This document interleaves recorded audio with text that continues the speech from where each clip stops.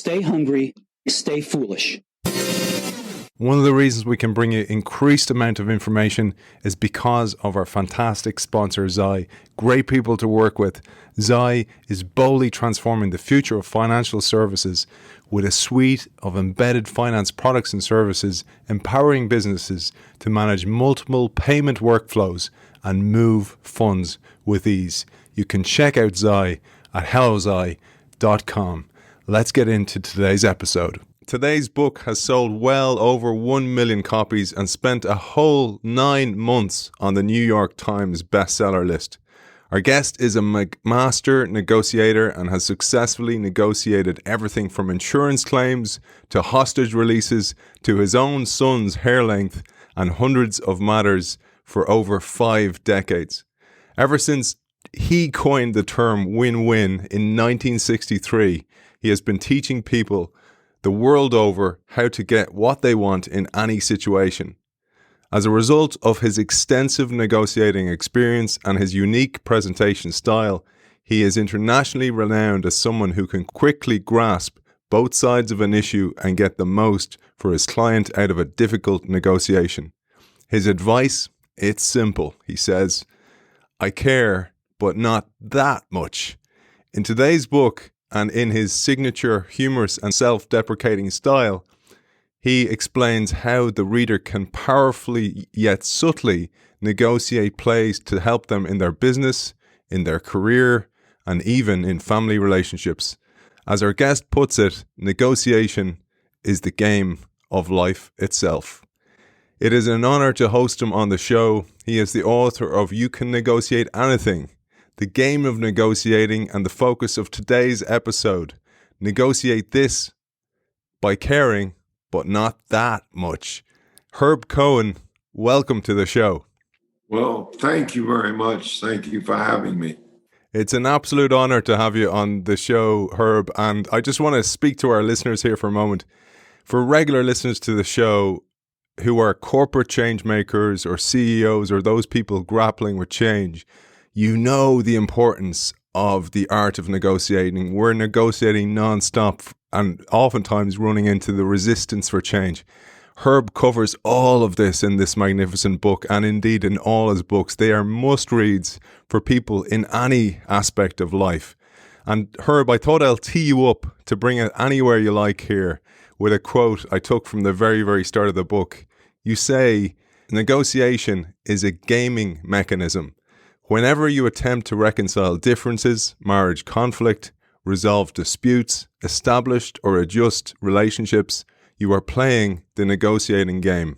Truly, it is the lifeblood of relationships. While people accept the importance of this learned skill in diplomatic dealings and labor relations, they oftentimes fail to see the opportunities that exists for them to gain a better mastery in their everyday lives via negotiating know-how." I thought that would be a way to tee you up to emphasize the importance of negotiating as an aspect of life itself. Yes. Well, obviously, as you said quite well and very succinctly, I think that every encounter that we have with an objective in mind, where we are attempting to influence behavior, is a negotiation. Negotiation occurs when we attempt to reconcile differences, resolve disputes, manage conflict. But it's even broader than that. And we're constantly negotiating. We're attempting to influence people. And it's a learned skill. You know, people think negotiators are born. Well, I come from a family that never negotiated anything. My parents came here as youngsters. They were immigrants that came to the United States. They were elated to be here. They were overinsured, but never made a claim. Why? Well, they were afraid the insurance company would raise their rates or cancel them. So in truth, my parents never negotiated anything. They paid the full price. I didn't learn this, at home. when I needed a job badly, I went from law school from day to night because my wife and I discovered we had no money. We just got married. We were broke. She was going to school. I was going to school. So I got this job as a claims adjuster on the streets of New York, where there were 8 million sagas in the naked city. And I needed to get ahead, which meant I needed to make money. And so I figured, the executives look really good, spiffy guys. They had fancy cars. If I would get promoted, do well, I could be an executive. This was a little foolish thinking on my part, but nevertheless, when everybody settled 2 cases a month, I settled 12. When everyone settled 5, I settled 15. And eventually they said, what are you doing? Could you teach people to do what you're doing? And so in 1963, as you pointed out, I am teaching a course in negotiation. And that's how it started with me. And I had to learn a lot, gain a lot of experience, and became then a negotiator. And people started asking for my services. Early on, I worked for Chase Manhattan Bank. I was involved in the first deal that a Western company had made with the People's Republic of China. I was involved in the Soviet Union with arms control, with developing the hostage negotiating program at Quantico, Virginia, for the FBI. And I had all sorts of other experience, but I learned this, and that's my point. You have an audience where people say, well, I'm kind of embarrassed by this, but it's a game. We all learn it, and it's very easy to play this game. As I say, negotiating is the world of illusion, where things are seldom what they seem. Even skim milk masquerades as cream. And so people say, well, this is the asking price on my home. Yeah, but that's the asking price. But there's the wanting price, which may be different. You're asking for this, but of course you'll take less. And that's true with virtually everything. And when I wrote my first book, you can negotiate anything. People doubted it. And so they take me around to places like Gucci or Tiffany's, and they would film me proving that I couldn't negotiate at Tiffany's, or Zegna when I would buy a suit. No, not Zegna. It's an exclusive store. Well, I would show them that you can negotiate, everywhere. See, if something comes about as a result of a negotiation, of course, it's negotiable. Now, what does not come about as a result of a negotiation? Ethical, moral, and religious principles. Aside from what Mel Brooks would have you believe, Mel Brooks' bit, his shtick is Moses comes down from Mount Sinai and he's encountered the Lord. And originally the Lord said, here are the 15 commandments. And Moses said, I was thinking of 5, the tablets are heavy. And so Moses says to the Almighty, let's split the difference. And that's how we ended up with 10 commandments. Now, of course, that's ridiculous. But, it's Mel Brooks's humor. And, by the same token, Jesus on the Sermon on the Mount did not get his followers together and say, give me your input. We'll form a task force and work out some principles of living. Those things didn't happen. And so things that don't come about as a result of negotiations, I say, are not negotiable. But everything else is. Automobiles, unnegotiable. But people say to me, but Herb, there's a sticker price on the car, that appears stuck to the car. And so that frightens people. Well, this is the pay grade. Having been in human resources and established pay grades, I know how they come about. People say, well, should it be 800 or 1,000? You say, make it 920. And then it's printed up and people think it's, something to be revered. And so I say to you, virtually everything comes about as a result of a negotiation. If you're talking about a refrigerator, a sofa in a store, the marketing people said, make it $2,000. We'll sell a lot of sofas. The financial guy said, yeah, but we won't make much profit. Make that $2,500. Someone else came in with their input, and ultimately the manager said, let's make it $2,299. It sounds better. And so that's how that was established. It was established as a result of a negotiation. Therefore, it is negotiable. And that's why I say you can negotiate anything. I love it, Herb. I love it. And what a great way to get us started. I thought we'd mention as well, because in the title, Negotiate This, you say you got to care, but not all that much. And that's a really, really important aspect. It's probably one of the most important aspects of that book.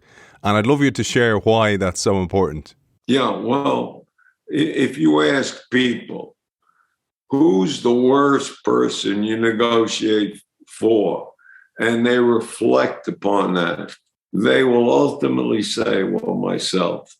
And certainly that's true in my case. I do exceptionally well negotiating for others, yet dealing with my children or my spouse, it becomes emotional. And I don't do as well. And the question is why? Because if you're in a situation where you care, really care, this is crucial to me. This affects Western civilization. You put yourself under a lot of stress. As I would say, you cannot see the forest for the tree. You get so close, you don't even see the tree, only a knothole right here.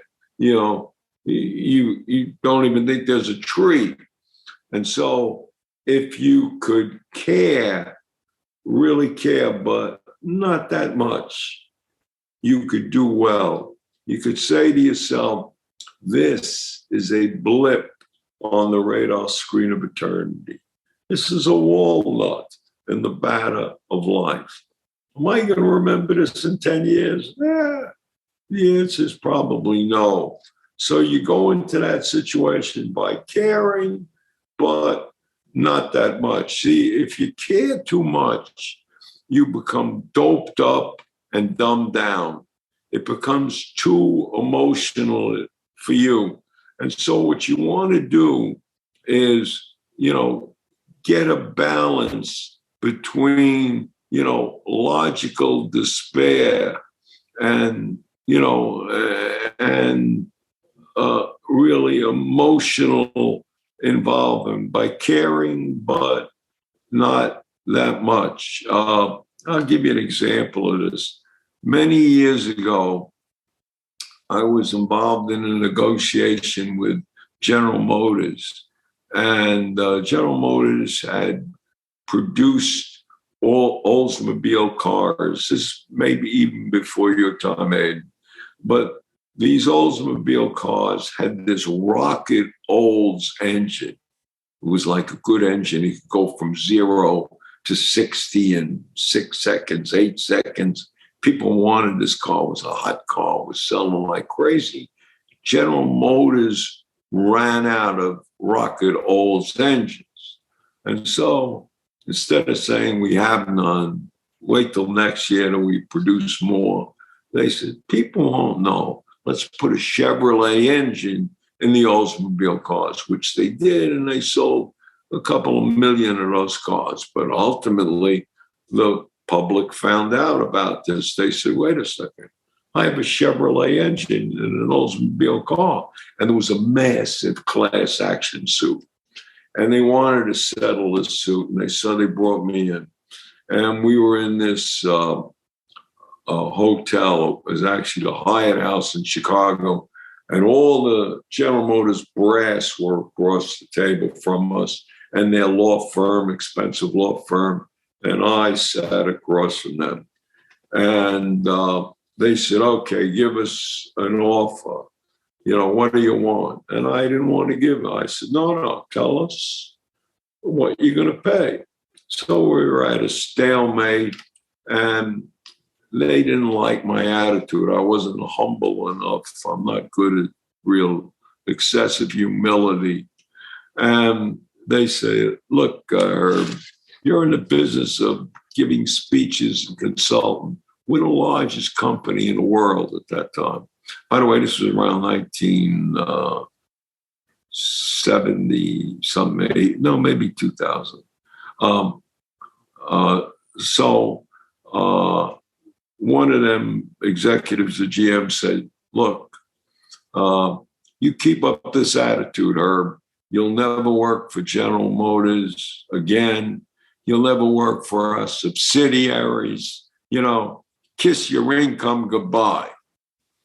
At this point, I stood up, which is unusual because we're all seated. I said, I'm 60 years of age. When I reflect on my life, I say it was a good life. I'm happy with my wife. I have healthy children. I'm grateful every day.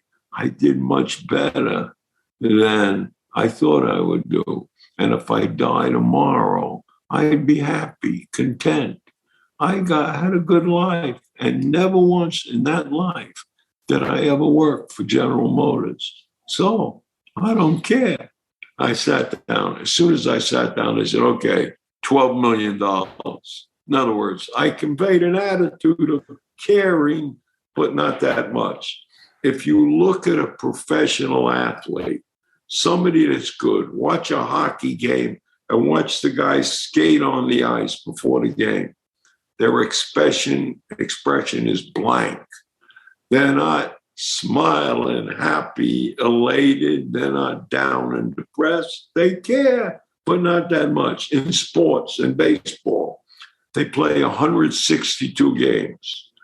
The team that wins the pennant, the best team, a good team, wins 100 games, which means they lose 2/3 at a time. Great hitter. If he could hit 333 2 times out of 3 times, he doesn't get a hit. And so, there's a lot of setbacks in life. And so you want to learn how to handle setbacks. In fact, that's what determines how successful you are, not the ability to handle success. See, success teaches you how to do this. I was good, wasn't I? But failure, bumps on the road are really kind of learning experience. And that's what you have to do. You have to care, but not that much. And you say to yourself, this is a blip on the eternity of life. Will I remember this in 20 years? If the answer is no, hey, screw it, move on. And when you go into a negotiation with that kind of attitude, the other side senses it. They think, well, this guy doesn't absolutely need us. He could walk out. I'm very happy to be here. I'm here, but hey, I got other options, other alternative. Life goes on. So that attitude really helps you tremendously as a negotiator. And by the way, if you're talking to your audience who are people who probably are buyers, they're consumers. You go out and buy a car. You have power. What is your power? You have money. Money is a fungible commodity, which means you could do a lot with money. Number one, I could buy this particular automobile, all right? Or in this dealership, or I could buy this car at another dealership, or I could buy a different car. I could get an Infinity, rather than this, or I can get a Mercedes, or I don't even need a car. I'll keep it another year and see what happens. In other words, you got a lot of options. And so the dealer who acts like you need him, like, well, we don't have a standard price. We don't reduce the price. You don't know what the demand is like. Hey, this guy's dying. He's working on commission. And so he says to you, well, Mr. Cohen, when you change your mind, here's my card. Never take his card. Hand him your card and say, hey, if things change, give me a call. I guarantee that within the next month, he'll call you. Why? His boss will be coming up to him and say, hey, you haven't sold any cars. You're not going to be here that long without selling cars. And so he will call you, he will cut his commission. And my point is, as a buyer, you have a tremendous amount of power. You have a tremendous amount of options. Don't get intimidated by the other side. You are a dollar sign, and they won't let you get out of the store. Believe me. And if they do let you out, they'll call you. So my point is, people have more power than they think they have. Very often, if I run a seminar, I give people an example. A prisoner is in solitary confinement. And when you're in solitary confinement, they take away your shoelaces and your belt. And so you're walking around holding up your pants with your shoes flopping about. Well, this prisoner decides, I need a smoke. I need a cigarette. He goes to the door. He knocks on the door. And the guard opens up reluctantly. Says, yeah, what do you want? I'd like a cigarette, please. The guy slams that slot.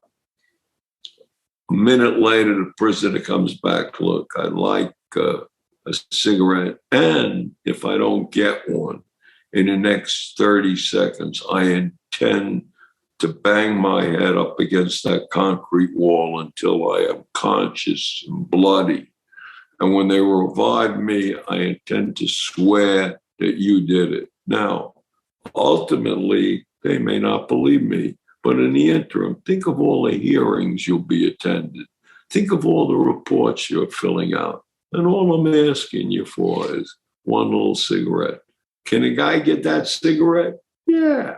And so I'm saying to you, Aidan, and your audience, you always have more power than you think you have.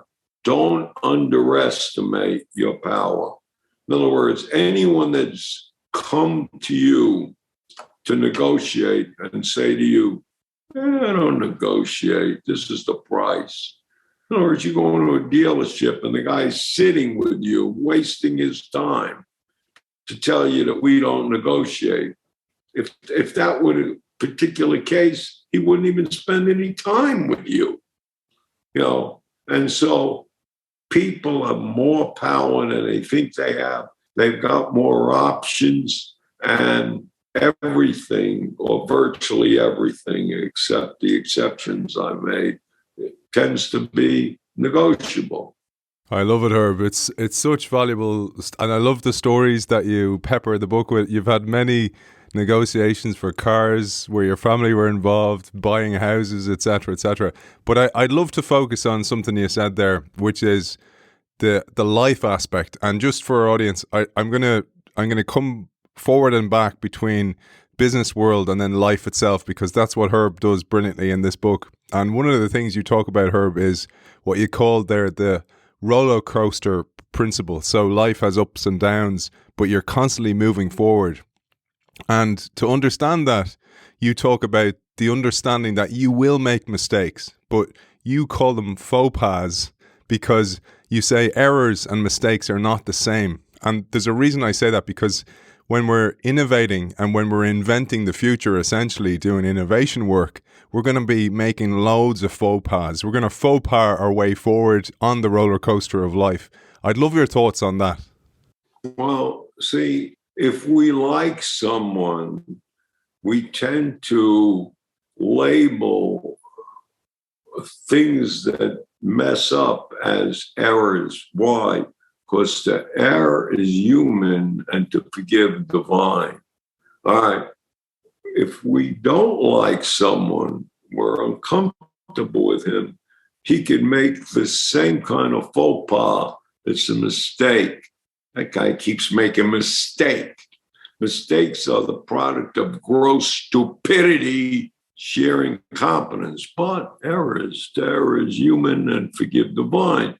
And so, in the corporate world, we're talking about promoting people. The guy that's been there, or gal, for 20 years. We remember like 6 years ago when we had that little thunderstorm and that gal came in with the galoshes. Remember that stupid thing? Where, because they've been here 10 years, we remember all these things.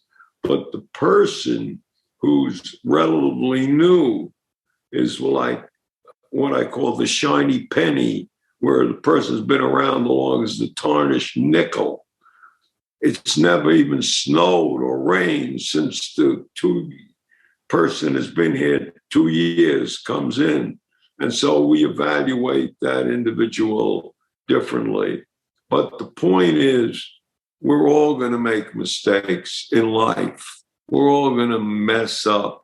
And there are a lot of ruts on the road. In fact, one of the tips I try to give my grandchildren is an old Chinese proverb. And that proverb is, if you want to know what the road ahead looks like, ask somebody that came back. In other words, mentors are good because they have had a lot of experience and they could help you minimize your errors and mistakes. Unfortunately, this generation, including some of my grandchildren, don't believe in that Chinese proverb. They believe if you want to know what the road ahead looks like, go there. Well, go there there's a lot of ruts in the road. And so it is, as I learned in the Army, there's the long way and the short way. And everyone's going to make a lot of errors, goof off. But if you can minimize those errors, you can have less aggravation. But see, one of the things that I believe in negotiation which consists of two things: how you negotiate and what you're talking about. How is your demeanor, your manner, your way, and what is the content of the transaction, how profitable it'll be, the terms, all right? And so the how you approach people should always be in an amicable fashion with what I call a low-key pose of calculated incompetence, all right? That's your how. In other words, one of the things I try to do is make the other side feel superior to me. In some cases, it's very difficult to do, but I really try, okay? And see, I'm tougher on the what. Also, if I make a concession to the other side, I always get something in return, all right? I just don't make a concession. See, because if you make a concession to the other side, you say, well, be a nice guy. They very often see giving them something for nothing is a sign of weakness. And instead of making them happy and amenable to making this deal, they think this guy's stupid. I can victimize him. And so you always get something in return, particularly when you deal in adversarial negotiations. Like right now, we deal with the Russians, and they're in the Ukraine.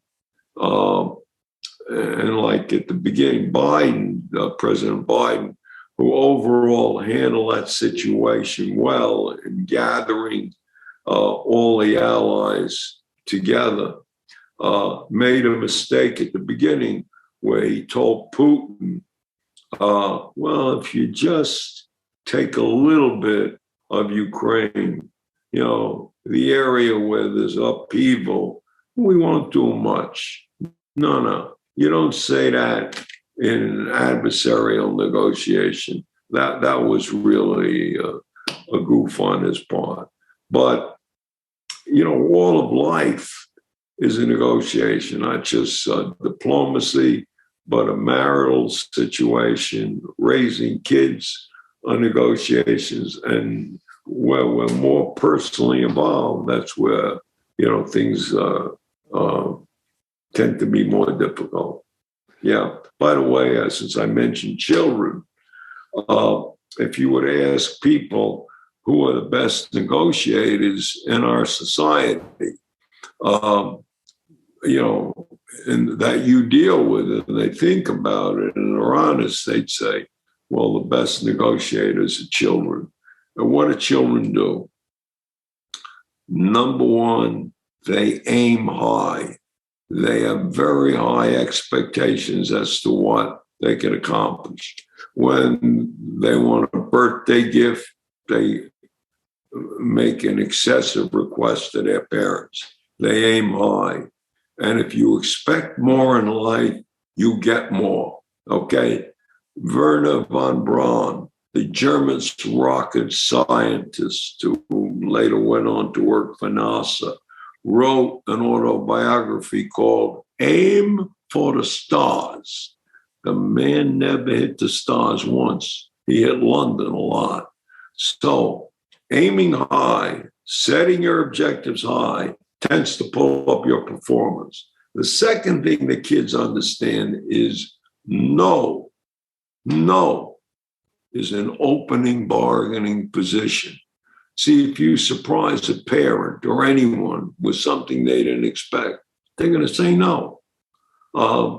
And people who are savvy understand that if I tell you no and later tell you yes, you like me. Remember, I told you no, but it's yes, I like you. However, if you start out saying yes, and then you say no, they don't like you. They say, you reneged on that deal. You didn't keep your word. And so kids understand that no is an opening bargaining position. And so when they make a request to their mom and she says no, they go to the father or vice versa. And he says no. They seem to be united. The kid doesn't stop there. He goes over their head to grandparents with whom he forms coalitions, okay? And they have something in common with the kid. They have a common enemy, the parents. And the fourth thing that kids do is they're persistent. They're tenacious. They don't give up. They have more energy than we have. I'm the parents of 3 children, my wife and I. And the oldest child, our daughter, we had standards and rules, and we sort of made her live up to those standards and rules. Second kid, we had the same standards and rules, but we had some exceptions. We were more flexible. Third kid, we were tired people. I remember saying to the third kid, why don't you ask your brother and sister, tell how it used to be around here. So my point is, that kids do these things that make them such good negotiators.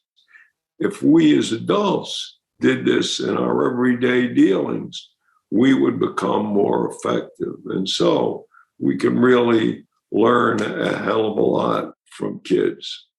You remind me, Herb, of I don't know if it's an Irish saying, but we say over here, so if the first kid, it's about the way you get worn down as a parent. If the first kid swallows a penny, you bring them to the hospital. If the second kid swallows a penny, you check their diaper. And if the third kid swallows a penny, you deduct it from their pocket money because you just get worn down in time.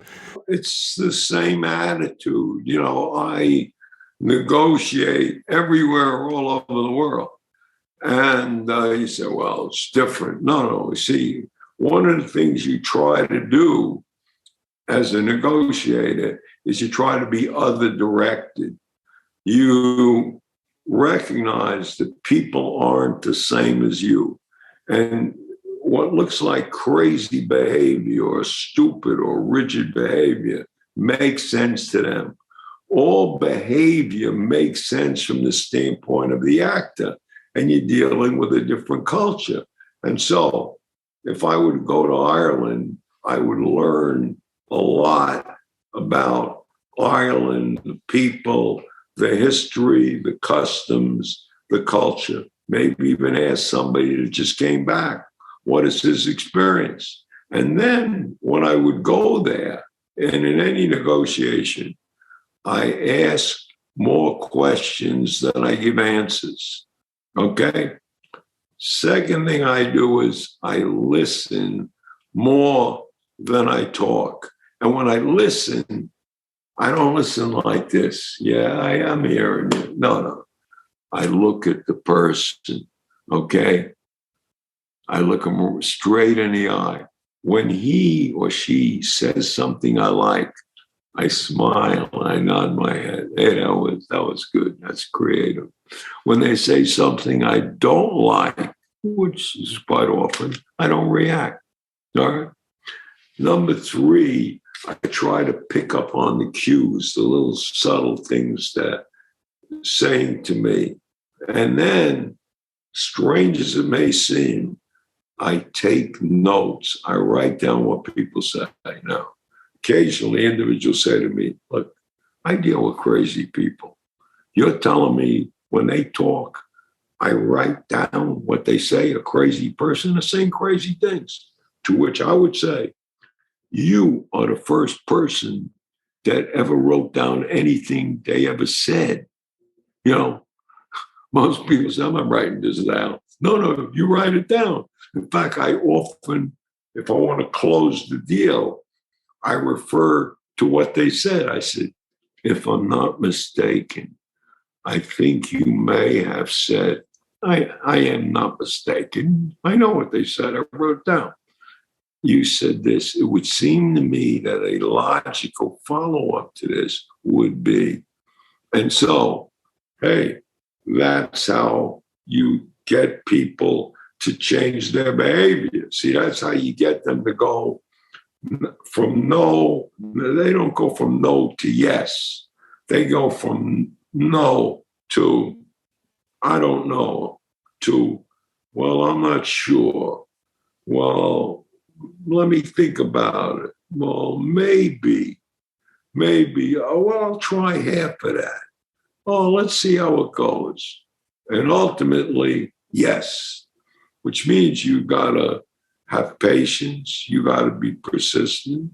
And that's how you make deals. That's how you change behavior.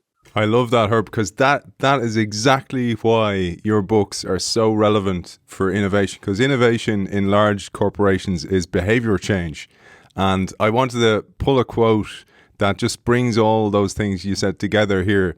There's a killer segment that I'd love you to expand upon. You said, if you want to impact favorably on the other side's decision making, you've got to be other directed. Understanding their values, their beliefs, their experience, and their mindset. Business people call this being customer or client focused. Beyond a doubt, all human beings perceive, discover, and create their realities according to the maps or paradigms they have in their own minds.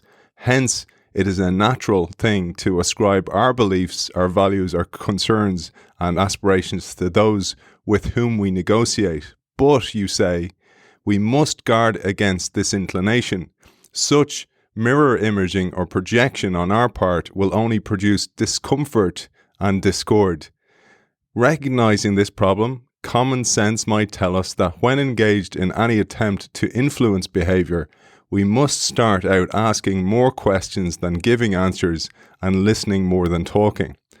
And I thought that was such a key point for our audience, Herb, who are often engaged in selling change or selling new ideas within the organization, because we need to determine first the other person's frame of reference to understand the world as they see it, and then to start to speak in their own language. And this just broadens exactly what you were telling us. Yeah, well, that's absolutely true. And even though I kind of wrote it, it's sounds good, doesn't it? It's accurate. I started my career.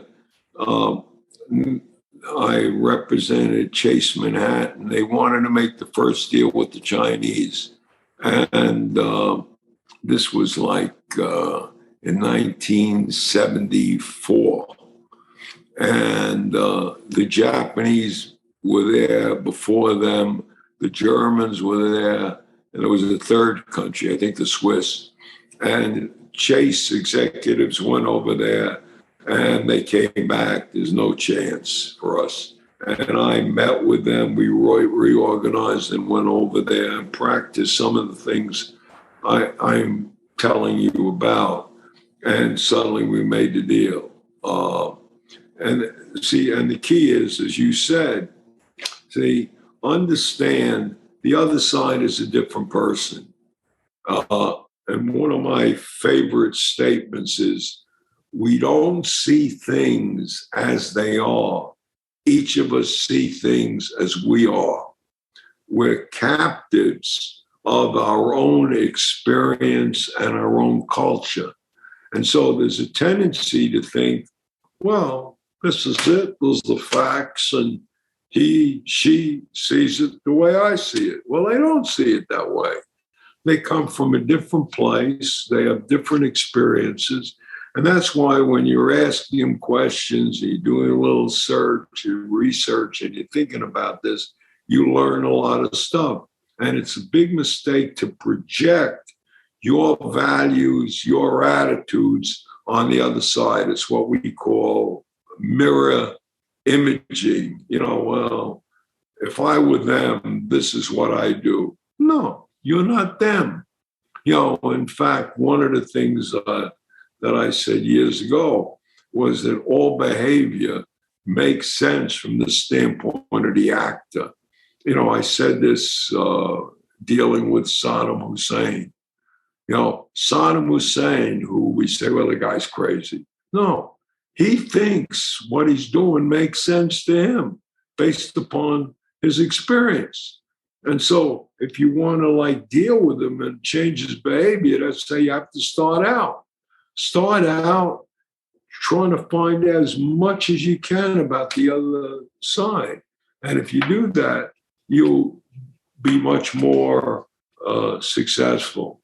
See, as I indicated earlier, all negotiations, you start out in an amicable fashion with this low-key style of calculated incompetence.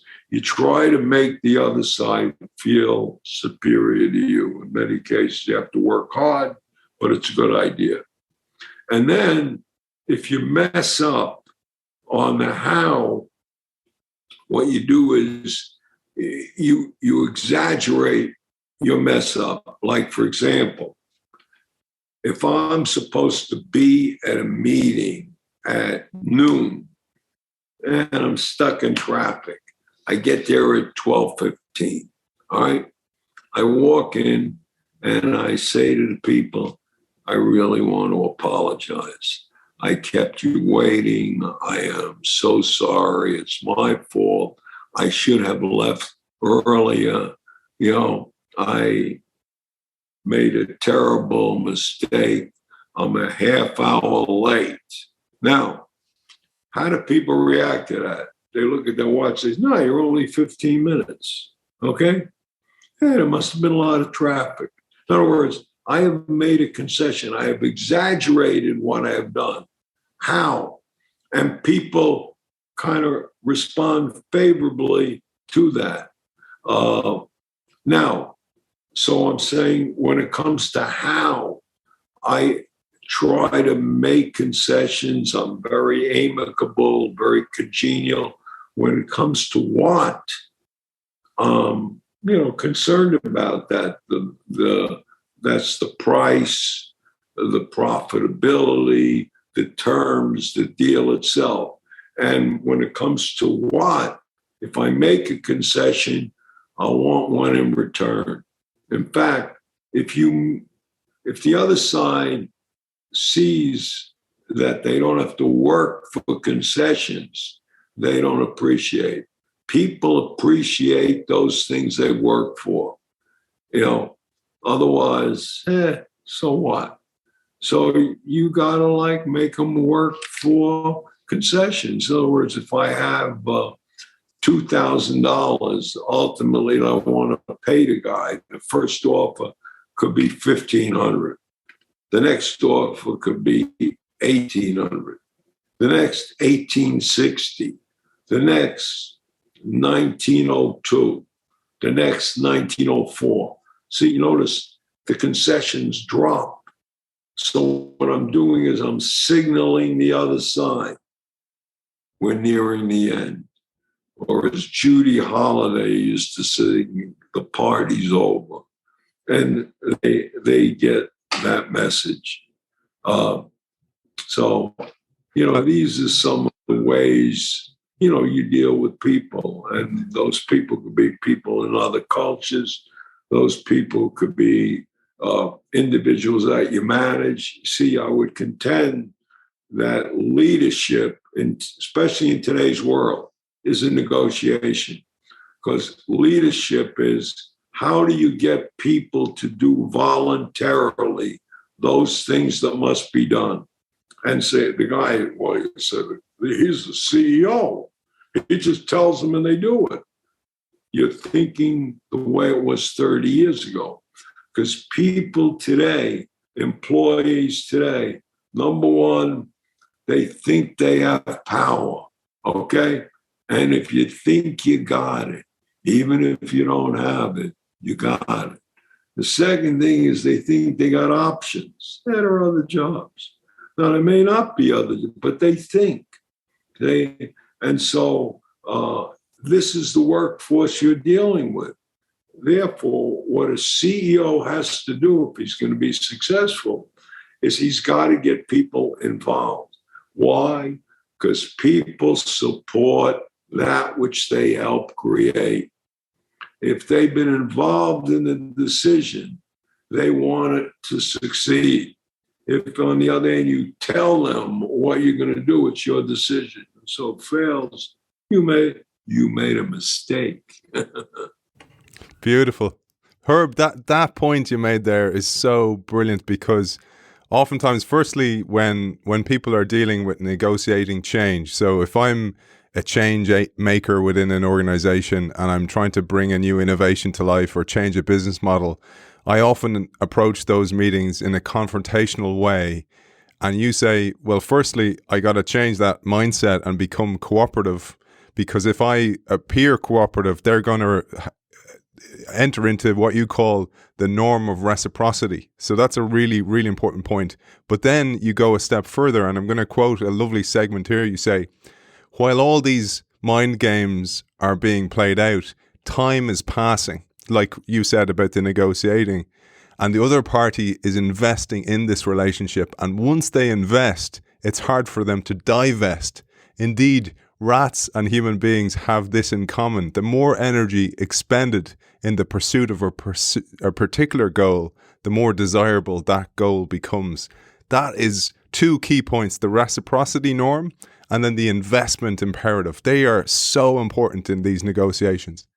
Yes, that's absolutely true. See, one of the things I said to you is I start amicably, and I appear to be very nice, very friendly. And some people that you're dealing with see this as weakness. I could take this guy. Remember, I said earlier, I'm trying to make the other side feel superior to me. So what they do is they invest in the relationship. Hey, this guy we could take. This guy is stupid. This guy's dumb. And as you pointed out, the more they invest, the harder it is for them to divest. I'll give you an example. I am not a big gambler, but when I work in Vegas or I go to Las Vegas, I like to watch people play the slot machine. What happens in Vegas stays in Vegas, Herb. Yeah. If you believe that, good luck to you. It reminds me of William Bennett. I don't know if you know, he was a cabinet officer in the Reagan administration. I think he was Secretary of Education. And he incurred gambling debts. And for some reason, they didn't like him. And they revealed he had gambling debts. So, what happens in Vegas stays there. Bull. A good slogan. But in any event, so I go to the area where the guy's playing the slot machines. And I'm watching him. He keeps putting in dollars. He keeps losing. I watch him 30 times put in $1. Nothing comes back. So I say to him, excuse me, sir, did you ever think of trying another slot machine? And he says, are you kidding? This one is due. Okay, this one's due. I said, could I play it? No, this is my machine. He's invested in a machine. And once you invest, it's hard for them to divest. So that's what you want to do in a negotiation. You want people to spend time. And whatever the reason for spending time, they're spending time because they think this guy's weak. I could conquer this guy. Eventually, they have so much investment, it's really difficult to walk away. You see that even in marriages. People are unhappy, but gee, I spent 26 years with him or her. It's hard for me to walk away. In fact, there's a saying, the devil known is better than the devil known. As bad as my husband is, who knows? At least I know what to expect with predictability. He's a jerk. Go to someone else, he could be worse. You give a great example, Herb, of that, where it was used on you by a car salesman, and he's like, oh, I have to go back and talk to the boss. He lives down there with 2 dogs. I'd love you to share that brilliant story. It's a great story. This is the typical thing when you buy a car. Usually you speak to the salesman and he doesn't have final authority. He's always, well, I understand, Mr. Cohen, we're so close, but let me check with the sales manager or the head of the dealership.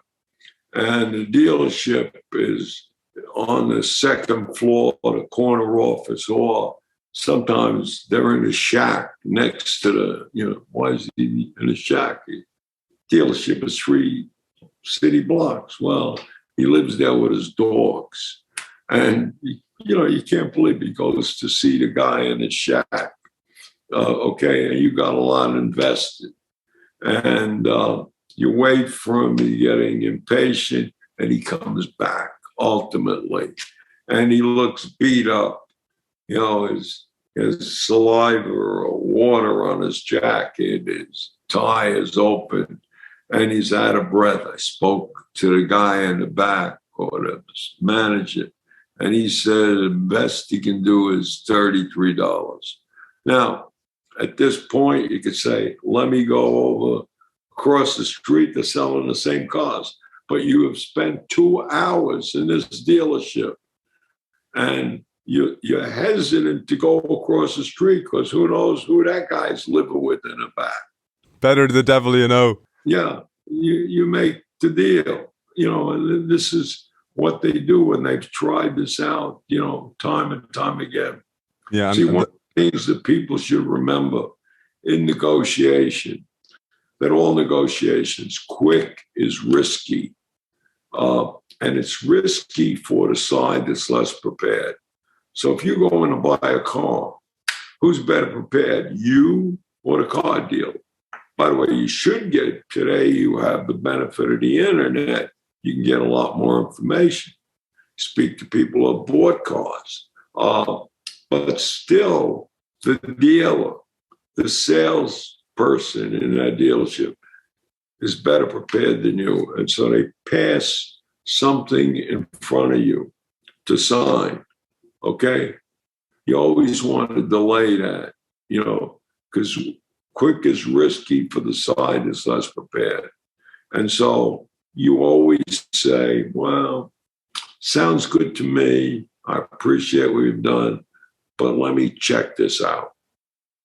Who with who?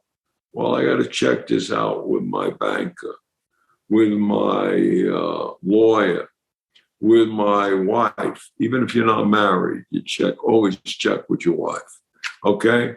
And then, see, I'm impatient usually. I might, if I'm with someone, I go outside to talk to them about whether we want to take the deal or not. Or if I'm alone and impatient, I need time to think this over. So I usually have a pen in my pocket.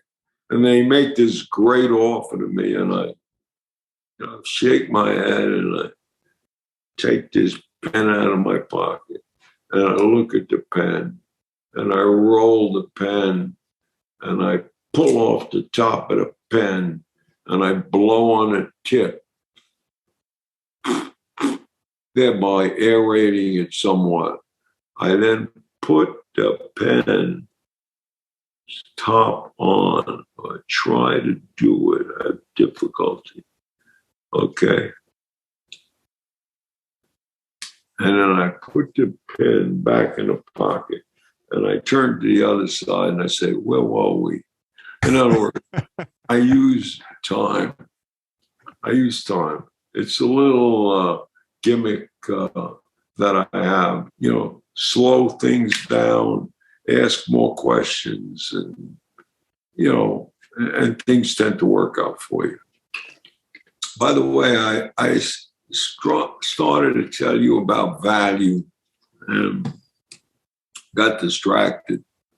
The value of anything is what people are willing to pay for it. And I said, people have a lot of reasons.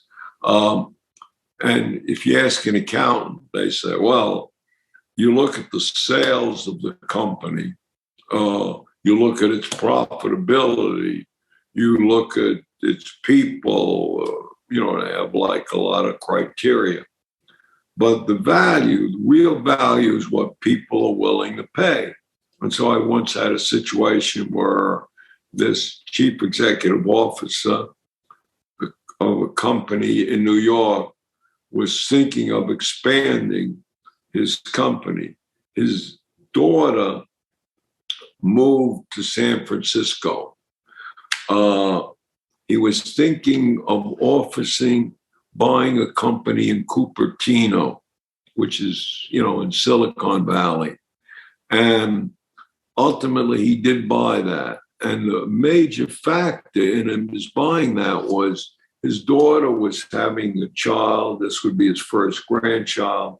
He wanted to be able to go from New York to San Francisco and take that off, visit the business, take that off as the business expense. And so he was willing to pay more for this company in Cupertino.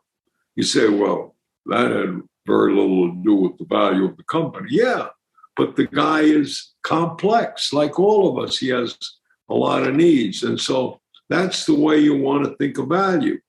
By the way, would a company ever sell something at a loss? Well, if their option was, they had this particular product and couldn't return it for a while. It's sitting on the shelf for 2 years. It's taken up room. The option now is, selling it at a loss or really losing more money. It's taking up space. They might do that. And so that's value, which fluctuates all over the place. That's why they can have a sale 50% off, 75% off. The markup on this stuff is enormous. And that's why if you bought something in downtown Dublin or New York City or Chicago, they have the seller's got to pay rent. The rentals are heavy. Whereas if you went to some remote area selling the same thing, they could sell it to you for less. So,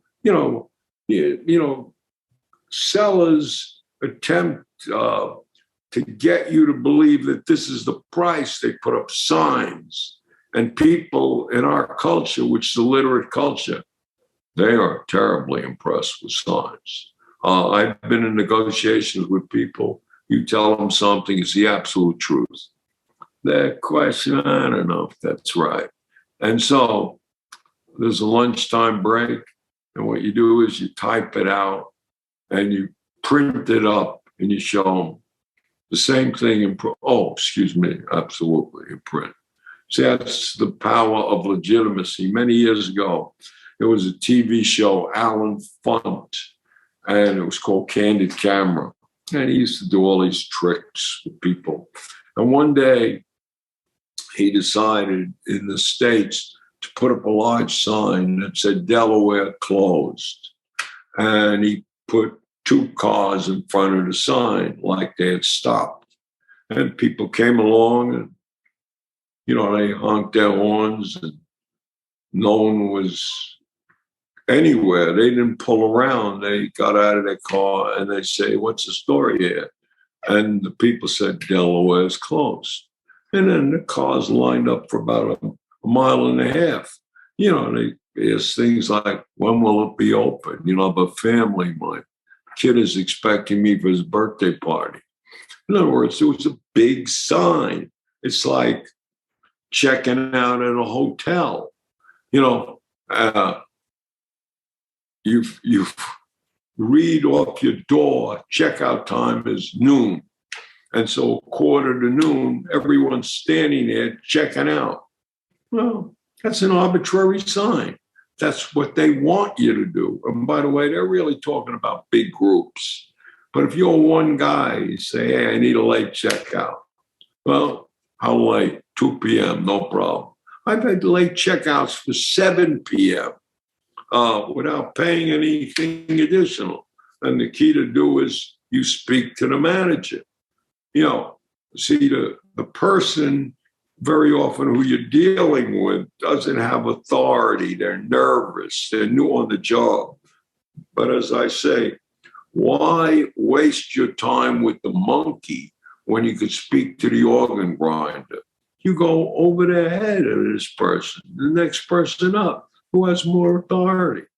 And so you got to remember, this is a game.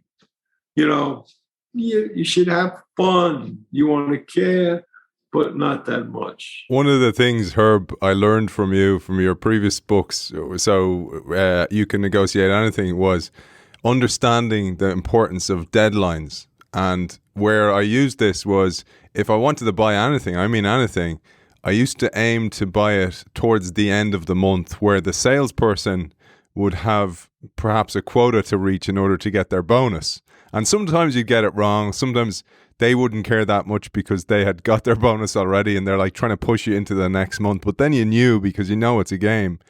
But it's really important with all negotiation, including, for example, in innovation again. So if I'm working in change and innovation, understanding if there was a board meeting and somebody in the board said, oh, we need change, we need more innovation in the company, that's powerful information. That lets me know they need this quickly, So if I use all your techniques and I question and I try and get inside the frame of reference of the other person and I uncover actually there's a deadline, that's huge power in my favor. Yes. Now remember, see, negotiating is a process, okay? And what people mistake as negotiating is the initial bargaining, where I meet you, a buyer and seller meet sometimes across the table, and they try to work things out, or you see a salesperson and you're interacting with them. That's bargaining. Before that, process one is what I call the foreplay. Okay, you should pardon the expression. The foreplay is you anticipate the bargaining, and what you do is you try to get as much information as you can. By the same token, you try to give information to the other side because you want to lower their expectations. All right. And then you get into the bargaining session. Okay. They make a demand. They want this. You offer this. There's this interaction. And then you're very far apart. And what happens is suddenly the deadline appears. And listen to that word, deadline. It's a scary word. I'm approaching the deadline. And one of the things we know is that concessions and agreements occur in proximity to a deadline, no matter how far apart you are. When people approach the deadlines, they look into the abyss, and the abyss scares them. It looks up at them. And so concessions everywhere occur in proximity to the deadline because people don't want to go over the deadline. They don't know what the hell's going to happen. In fact, I ask you a question. In any Western culture, when do people file their income taxes?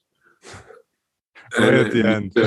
See, logically, you'd say, well, if people have money coming back from the government, they would file immediately. Whereas if you owe money, you'd wait till the end. Except that's not true. If you look at the revenue people in any country, England, Ireland, the United States, Canada, Germany, you will find that like 90% of the people file in the last couple days, just before the deadline. It doesn't matter whether they're getting money back or whether they owe money. And so deadlines have an enormous impact on us. Now, if virtually everything is the product of a negotiation, deadlines are the product of negotiation. Somebody established that. All right. So how you behave at the deadline is very important. I generally am relaxed because I know there's a give in a deadline.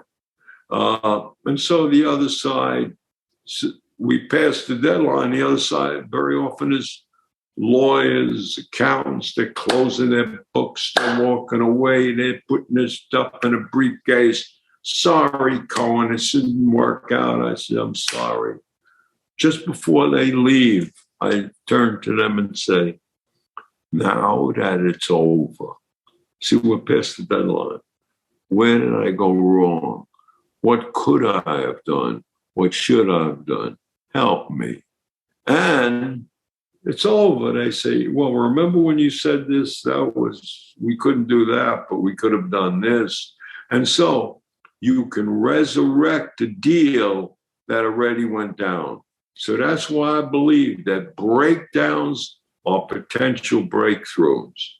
That every exit is an entrance someplace else. That pathology can be opportunity. And so that's kind of like my attitude about deadlines. I recognize negotiating is a process. It goes on and on. You know, it's not, where people think, well, it's just this bargaining period as a deadline and it's over. No, no.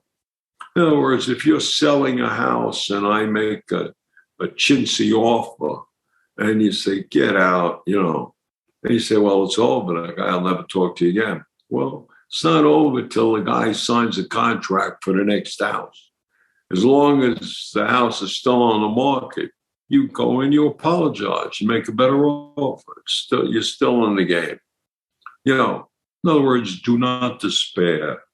Be more persistent, and things work out for you. And remember the roller coaster principle as well. But I wanted to talk about one last thing, Herb, and this is such an important one for the audience of this show, because there was a line that I pulled from the book that really speaks to the type of person who listens to our show.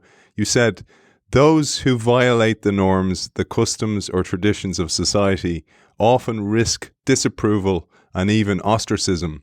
Fundamentally, we have an innate hesitancy about new ideas which threaten comfortable habits and ways of thinking. Accordingly, if you intend to introduce a new notion of change on an accepted practice, do it gradually, do it in small increments, and support these changes with some form of legitimacy like a precedent. Otherwise, you risk frightening the herd and ultimately starting a stampede where you'll get trampled. I'd love you to expand on this, Herb, because I thought this was such a key point, particularly for our audience of this show.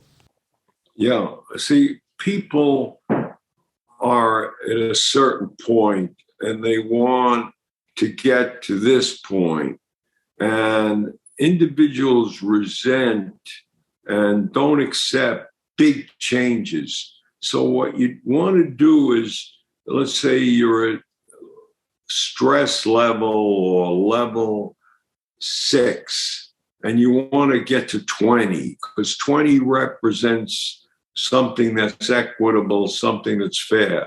See, I would go from 6 to 9. Next year, 9 to 12, then 15.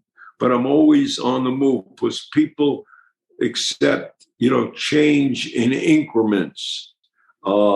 It's just like, stress. When people are under stress, they're operating at stress level 3. You can get them to go to 5 and they could absorb that. But if they go from 3 to 23, it's too much change. The human mind is like a reciprocating engine, of an automobile. What happens when you give a little gas at a time?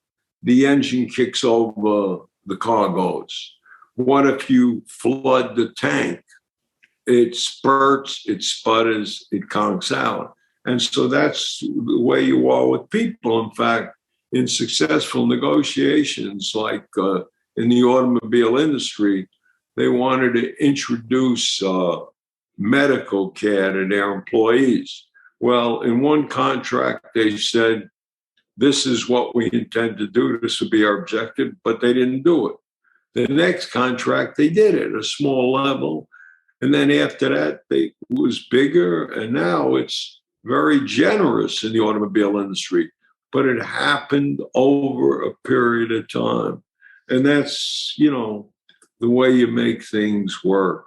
See, the main thing, all of this is recognize it should be fun, negotiating. Don't take yourself that seriously. In fact, in negotiation, dumb is better than smart. Inarticulate is better than articulate. Train yourself to say, I don't know. I don't understand. Help me. And believe me, the other side responds favorably to that. If you think of your own experience, if you're dealing with someone who's disabled, someone that stutters, what do? Forget about it. Bring in someone else that does this. No, you say, what's the problem? He goes, it's the price? He goes, yeah. Well, what else? He goes, the quality. We help them. And so if you get humble people that are nice, people that are generous, people admit, hey, I screwed up. And by the way, we all make errors, we make mistakes. And the way to deal with that is to admit it and even exaggerate it. I really screwed up. I'm sorry. And the other side waits for you to say, however. However means strike that. However means what I just said doesn't count.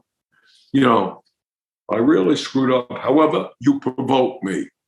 The message people get is you provoke me. It's an angry message. So you say, I really screwed up. I'm sorry. And watch people.